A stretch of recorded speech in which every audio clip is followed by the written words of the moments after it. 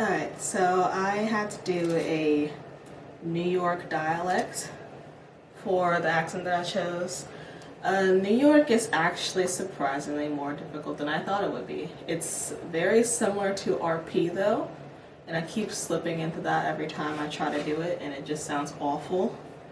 But the tapes that I received saying that I had to imagine chewing the words like chewing a piece of gum, and that most of the accent takes place in front of your bottom teeth and in between and like near the front of your mouth. A lot of the sounds are very rounded, like RP is as well. There are 6 vowel types. The first one is called the broad ah. So basically, in IP that would be the backwards C symbol. Some words that you would hear this vowel in would be like thought, awful, often, lost. Example of a sentence for this would be, he caught the ball and ran down the hall. The second sound is the OR, which is pretty much the same thing. It's just for words that end in OR or have OR in it, like for, core, support, words like that. The core was filled with spores.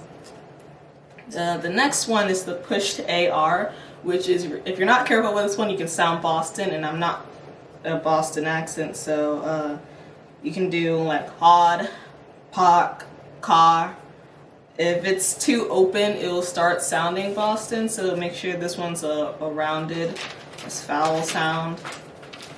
Then you have the long I for another rounded one, which is very similar to the last one.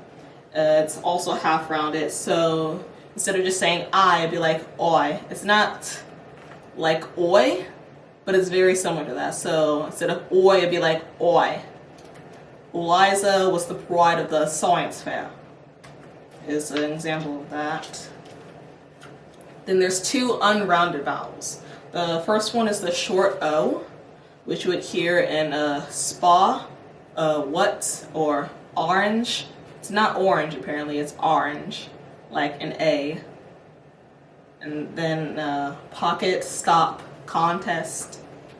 And then the last vowel sound is the yeah, or whatever. Instead of just saying A like a normal person, they're like, yeah. Instead of grab, it's grab. I'm not making any sense because I don't understand it myself either. But yeah, that's it. This is the monologue I chose. It's Judy's monologue from Women of Manhattan. I don't have it memorized, but that's fine. I will dream on, because that is exactly what I'm talking about. My dreams, which you do not know, and which you don't think are important enough to know. Do you think this body is something? What a joke. Any great poet the last 3,000 years will tell you what a joke that is. This stuff, this flesh, this heavy breathing.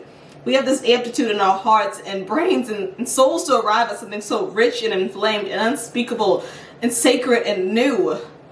Not this tired shit you want to foist on me. It's not what I want. I want to give up my standards. I know what I know. If I tried to live on the kind of things you're offering me, I'd starve to death. We've got to dig for treasure, dude. Not settle for this stuff just lying out on the ground. You could sleep with me if you weren't so goddamn lazy and narcissistic and were willing to exert yourself a little and show some interest in the actual core of another human being. But you will not sleep with me because I will not perform a stupid mechanical pantomime. Like I was trying and failing to remember something fine, something from a better world, something alien and beautiful and lost.